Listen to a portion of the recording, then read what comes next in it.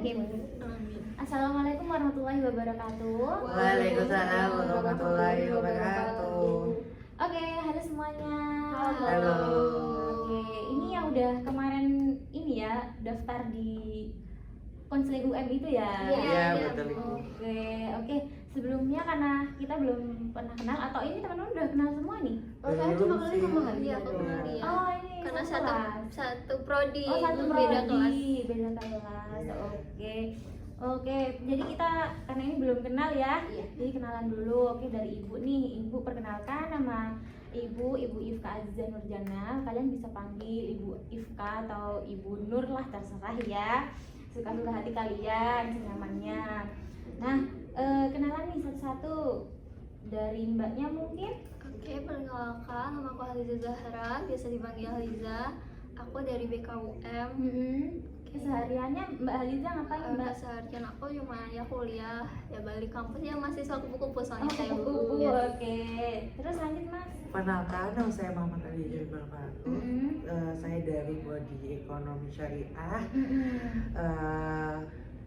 Kesibukan saya saat ini cuma kuliah, main, kerja tugas sama teman seperti itu. Di UM juga ya? Di UM juga. Oh, di UM ada ekonomi syariah. Ada. Oh, baru ya?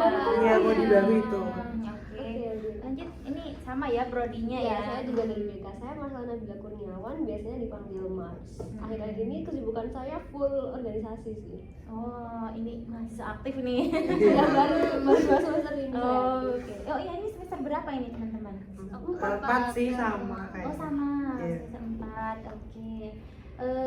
Ini kayaknya agak mendung ya teman-teman ya. Iya. Ya. Hawanya ini kalian hati-hati ya di jalan, kalau hujan kan licin gitu ya, jadi hati-hati di jalan. Soalnya saya kemarin itu kedapetan itu mahasiswa saya ngepap itu ya, izin kan apa di grup itu jatuh apa kayak kecelakaan gitu. Jadi saya harap kalian bisa berhati-hati ya di jalan karena sering hujan gitu ya. Oke nih teman-teman, habis ini kalian ada kegiatan atau gimana? Oh, saya habis ini ada rapat sih. Oh, ada rapat, iya. Yang Oh, di lainnya? sini ada kelas juga. Oh, ada kelas. Oke. Kalau ini saya mau ini praktek sama teman saya ini statistika. Oh, udah. Iya, Iya. betul. Kita kesepakatan saja ya ini karena teman-teman ada kegiatan lain habis ini, jadi kita kesepakatan waktu untuk sesi konseling ini kira-kira 20 sampai 15 menit. Apakah itu cukup? Cukup sih. Oke. Oke, ini udah pernah konseling semua belum ya? Belum saya. Aku Konseling belum. kelompok Saya belum juga ya? Belum, kalau kelompok aku belum, kalau individu aku pernah. Oh iya, oke. Masnya juga belum Iya, ya? sama. Oke, karena ini belum ada yang ikut konseling kelompok, jadi saya harap untuk kerahasiaannya kayak kalian emang nggak perlu khawatir ya cerita apapun di sini, tapi saya juga berharap kalian ini tidak menyebarkan cerita-cerita teman-teman ini di luar-luar gitu ya. Takutnya kayak apa? Oh itu loh Mbak, itu ceritanya. Nah, jangan ya. Jangan ya. Saya harap tuh kita bisa menjaga di sini, kita berempat saja gitu. Karena saya percaya sama kalian dapat menjaga rahasia ini gitu ya. Oke.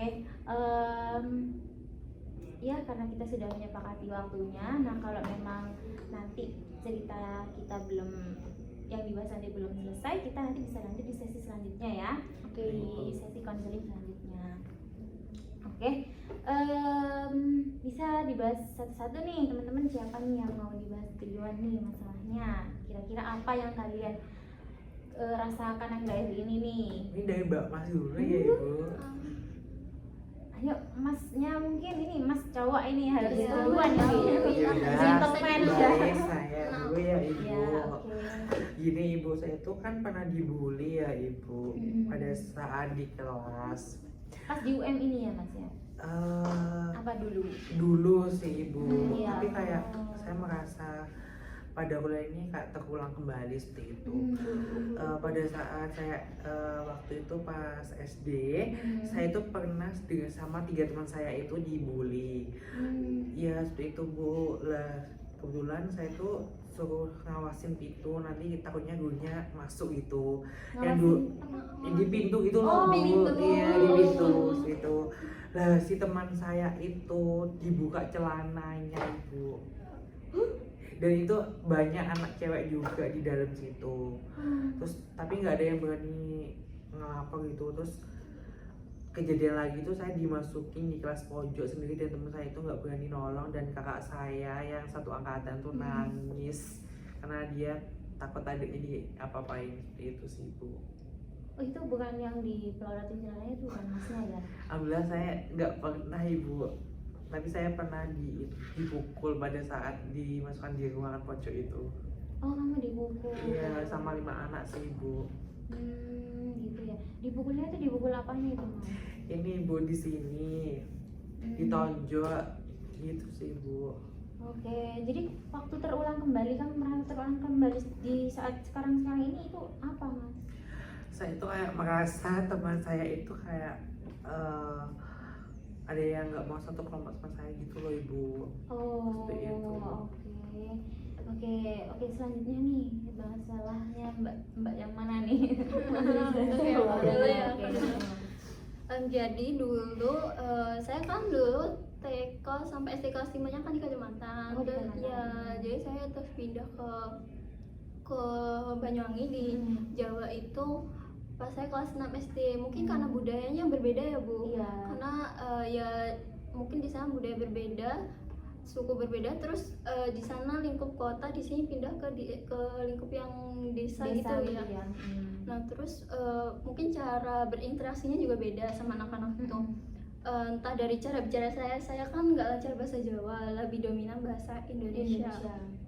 Nah terus dari perbedaan itu kayak entah dari bahasa atau perilaku saya yang berbeda, mereka tuh kayak ngejudge terus berani membuli kayak gitu loh Bu. Kayak saya selalu disalahin padahal saya nggak salah, kayak selalu difitnah kayak gitu, kayak kamu kayak gini gitu. Saya juga hampir kan, jadi ada anak kelas di kelas itu, dia cowok itu, dia lumayan nakal gitu loh Bu. Dia tuh kayak berani banget untuk memegang maaf ya area sensitifnya perempuan kayak gitu. Dia berani kayak gitu, dan saya hampir kena sih. Saya sebenarnya nggak kena, cuma kayak hampir gitu loh.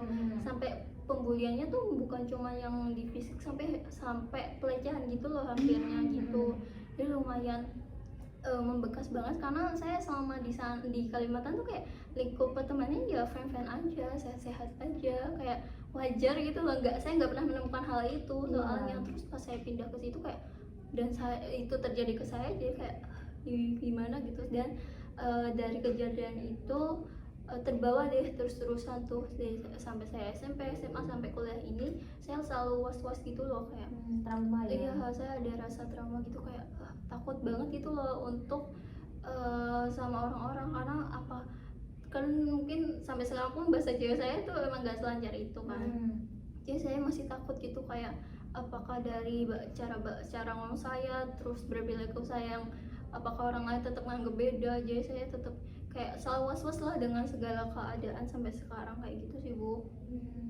Oke, Mbak Liza karena merasa was-was ya, karena dulu pernah dibully. Iya, gitu jadi ya. sampai sekarang tuh kayak selalu kayak ada rasa takut gitu sih Bu sampai sekarang. Oke.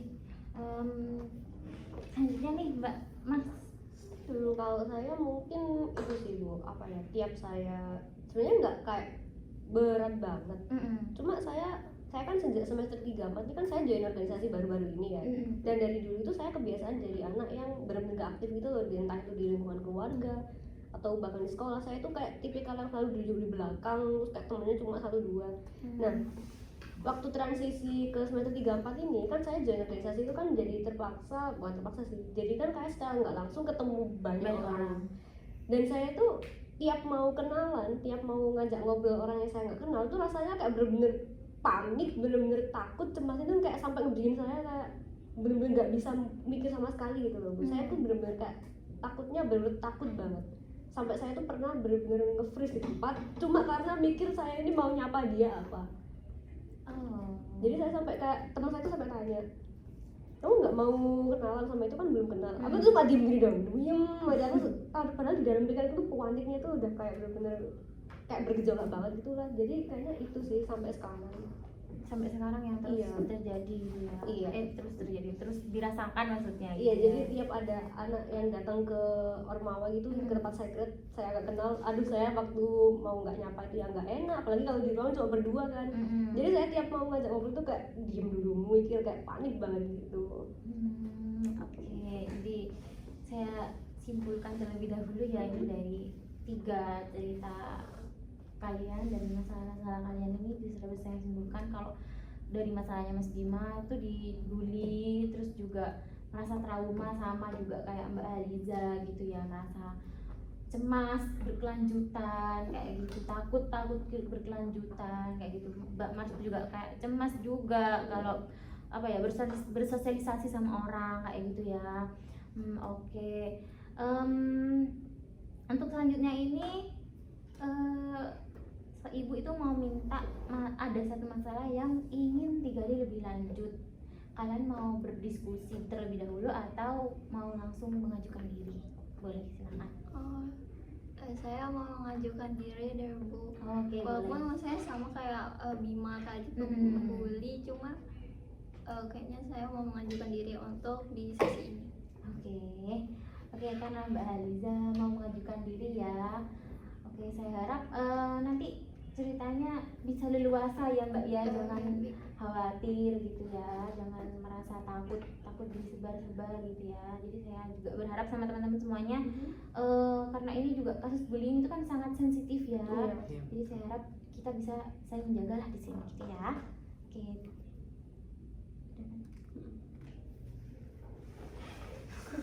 Aku enggak